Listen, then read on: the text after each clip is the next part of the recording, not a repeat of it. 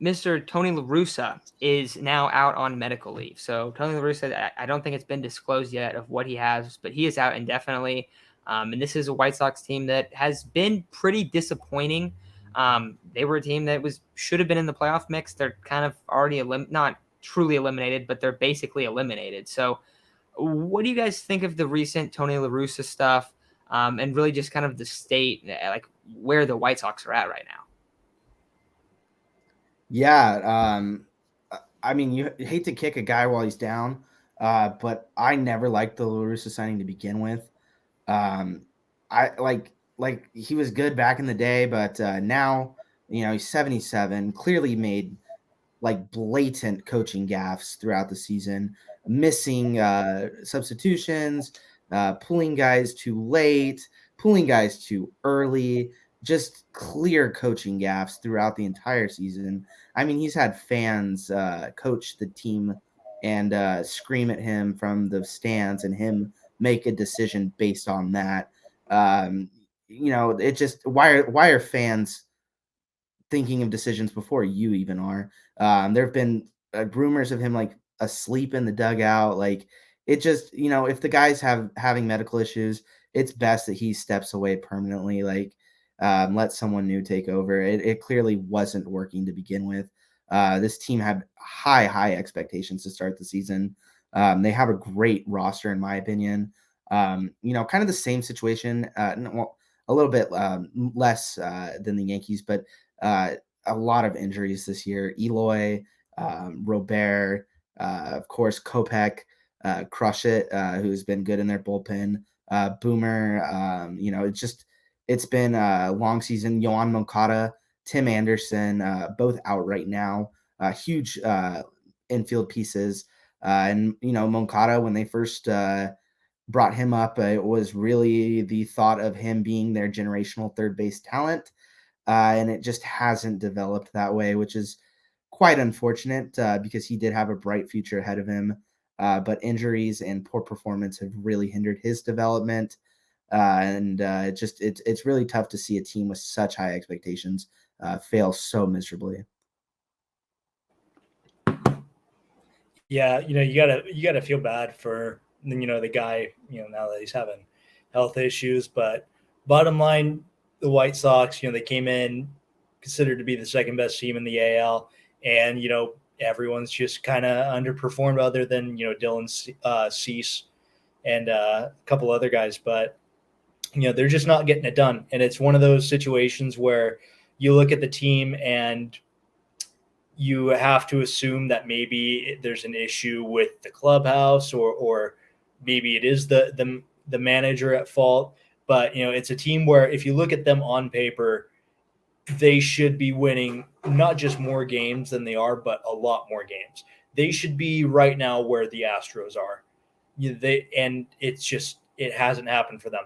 They made a lot of big moves to bolster the bullpen. They brought in Tony, can't speak English, Tony La Russa, and it just hasn't gone their way. Every single turn, just and at this point, I don't even know what to say about them, because you look at their roster and how stacked it was coming into this year, and just for so many people to underperform, you have to assume it's something deeper than just what you're seeing on the field.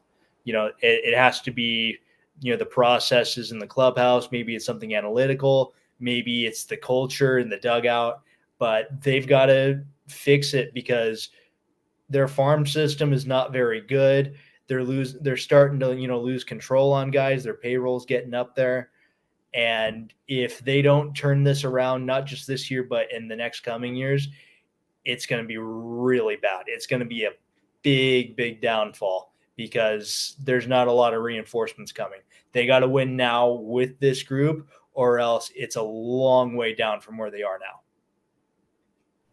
Yeah, and you bring up some of the clubhouse stuff and like the question marks in terms of like how they're using analytics and stuff. And I believe that they're one of the lowest staffed in terms of having like an analytics staff. They're one of the lowest, if not the very lowest team in terms of analytics. So that does, I think, play a large factor into them underperforming. And you guys are already talking about it, them being, coming into the season as, I think it was Ryan, you said the second best team in the AL. dude, if you look at the roster, they are really good. And they even have guys that are playing well this season, too. Like Yasmani Grandal has over a 900 OPS, right? Tim Anderson, over 800 OPS. Luis Robert, over almost an 1,000 OPS. Like a lot of these guys, and I do get that, they've had injuries. I remember Tim Anderson, the guys have been banged up throughout the season. But even their starting rotation looks pretty good. They have Hendricks as their closer. Like you just look at their team and you're expecting that they're gonna be playing really well. And I haven't really been following like in terms of like the AL standings that much, but I remember they were pretty close to them and the Twins were for quite some time. And we were going to do a little bit of research for these segments today. And I'm looking at it, I'm like, they fell off a cliff. Like, how did they fall off a cliff? That's the question where you're looking at, you're like, this shouldn't be the case. So in terms of them, they definitely are a team that needs to flip the script and maybe just kind of clean house, because not really using analytics in today's game is just going to burn you.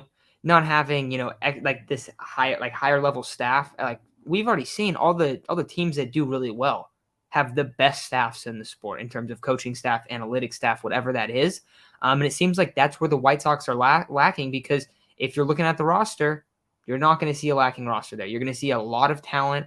You're going to see talent in the pitching department. You're going to see talent in the bullpen, talent in terms of offense, in terms of batting average, on base, and slugging. Like you have it all with this team. And yet right now, as we're recording this, I believe they're one game under 500. So that's about as big, like a disaster of a season as you can have. So rough stuff overall for the White Sox. And I do hope Tony La Russa's health improves. You never want to see that with anyone. But I think when you look at this whole White Sox season, it's like, could it have gone any worse? No, probably not. This is probably about as bad as it could have gone. So I think that's all I got for the White Sox.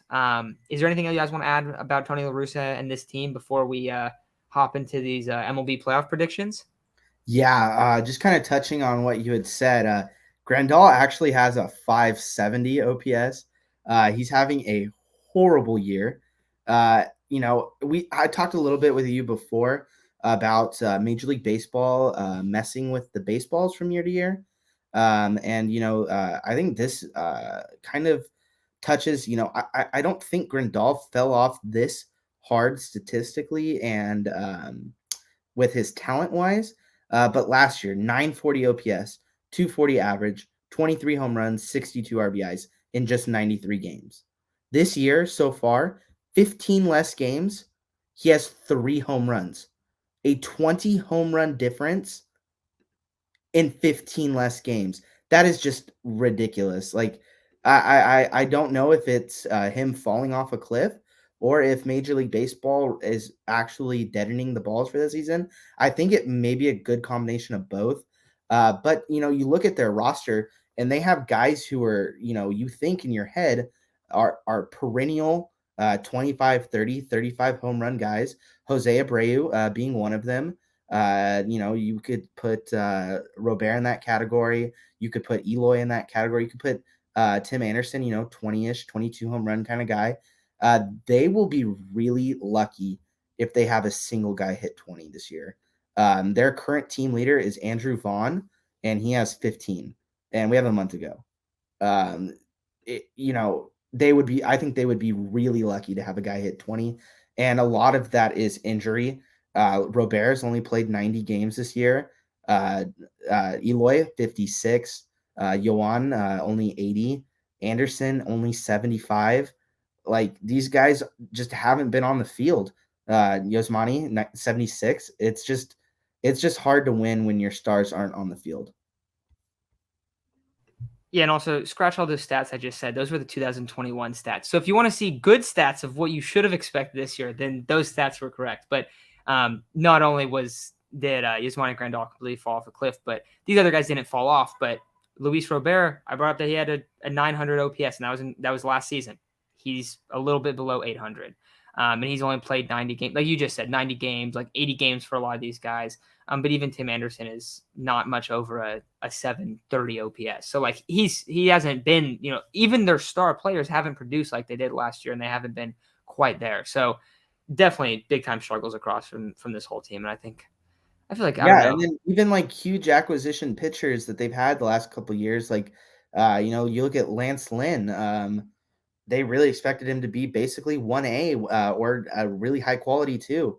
And he's only thrown 84 innings this year, 4.7 ERA, only 15 games. Like they're just not getting what they expected out of a lot of these guys. Giolito, same kind of situation. When last couple of years you expect him to be a 1A, really good too, and he's got a 5.3 ERA. It's just really tough when your stars don't perform. Yeah, and that's basically what's happened across the board for them.